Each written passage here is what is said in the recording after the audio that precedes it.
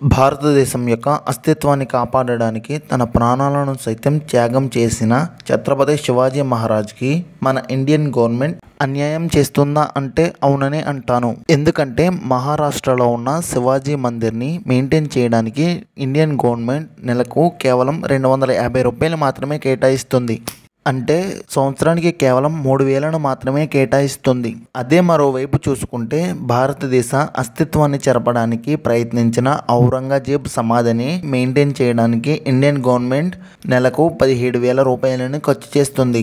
అంటే సంవత్సరానికి 2,04,000. 55 సంవత్సరాలుగా శివాజీ మహారాజ్ మందిరాన్ని మెయింటైన్ చేయడానికి సంవత్సరానికి కేవలం 3,000ను మాత్రమే అందిస్తుంది ఇండియన్ గవర్నమెంట్. ఏ భూమి మీద ఆయన పుట్టారో, ఏ భూమి అస్తిత్వాన్ని కాపాడడానికి మొఘల్స్తో ఫైట్ చేసి తన ప్రాణాలను కోల్పోయారో ఆయన మందిరాన్ని మెయింటైన్ చేయడానికి సంవత్సరానికి కేవలం 3,000ను మాత్రమే ఇస్తుంది. ఏ భూమి అస్తిత్వాన్ని నాశనం చేయడానికి ఎక్కడో పుట్టి ఇక్కడ చనిపోయిన ఔరంగజేబు సమాధికి మాత్రం లాస్ట్ 10 yearsగా 6.5 లక్షలను ఖర్చు చేసింది ఇండియన్ గవర్నమెంట్. ఈ విషయం మీద రియాక్ట్ అవుతూ హిందూ జనజాగృతి సమితి వాళ్ళు ఒక ప్రెస్ నోట్ని రిలీజ్ చేశారు.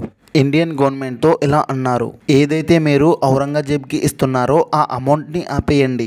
ఏదైతే మీరు శివాజీ మహారాజ్ మందిరానికి ఇవ్వలేకపోతున్నారో దాన్ని ఇవ్వండి అని చెప్పి, ఇవ్వలేకపోతే హిందువుల నుంచి ప్రొటెస్ట్ని ఎదుర్కోవాల్సి వస్తుంది అని ప్రెస్ నోట్లో చెప్పారు.